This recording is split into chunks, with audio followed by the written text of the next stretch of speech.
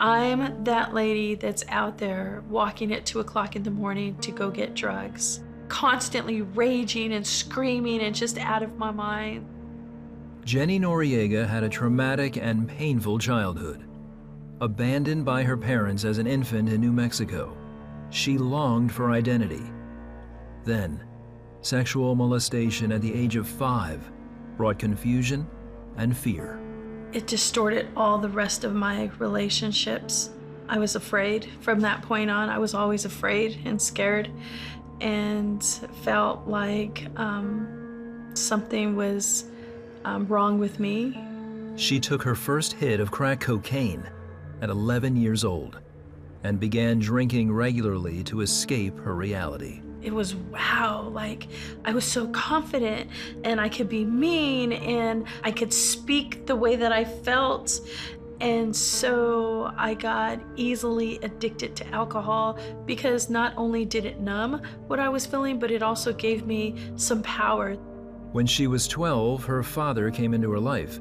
He was physically abusive and kept Jenne in an emotional prison. When you're constantly being told, if you tell, I'm going to kill you, it keeps you imprisoned, right? Not only mentally, but physically, you don't want to run in fear of getting caught. Eventually, her father was arrested for child abuse. Jenne then chose life on the streets over living in a group home. She turned to crime for drugs and money. By the time she was 19, she'd been arrested 24 times. I was so overtaken by the drugs and alcohol that you can't think clearly. You lose compassion, you lose empathy for people, you start living like you just don't care. For Jenne, prison provided a pause to the chaos of her life. It also introduced her to the love of God.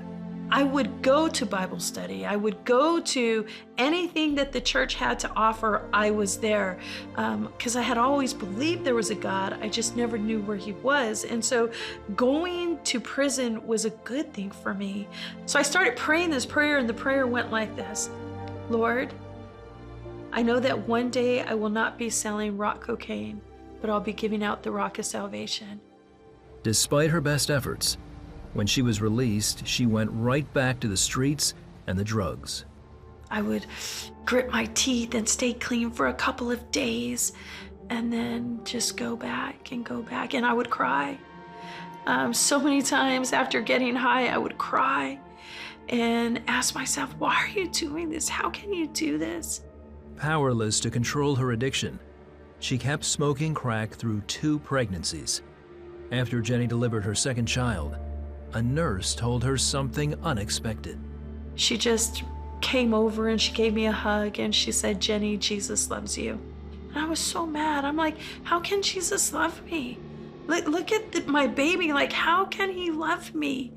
And she just would not give up. She just hugged me and reminded me that Jesus loved me.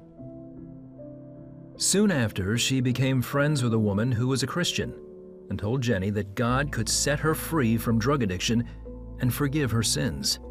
I was crying like somebody had died. I was confessing all the wrong that I did. I was begging for restoration. I was begging to come home.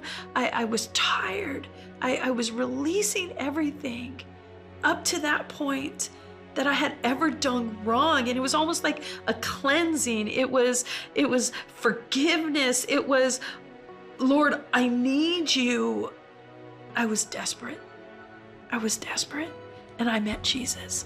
And I knew that the Lord had saved me, and I was delivered from a 19-year drug addiction. Like he took the taste of drugs and alcohol out of my mouth. With addiction now behind her, Jenne is amazed at what God has done with her life.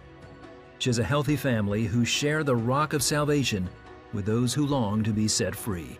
It was as if I got my identity, I found my purpose, and the Lord had set me free. There were times when I would wake up and I couldn't even believe my new life. I couldn't believe the way that I thought. I couldn't believe that I didn't cuss. I couldn't believe that I was kind to people. Like, you know that you know. It's this blessed assurance that God has given me that not only am I saved, but I'm going to be with him one day. That's the best feeling, to know that you are right standing with God, to know that you can have a right relationship with the Lord, and that you can love him so much that you could be faithful to him. That is who God is, that he does all that. It's not in my effort, but he has given me his Spirit so that I could please him and love him, and that's a gift. It's unbelievable. I live in peace because God gives us so much that we don't deserve.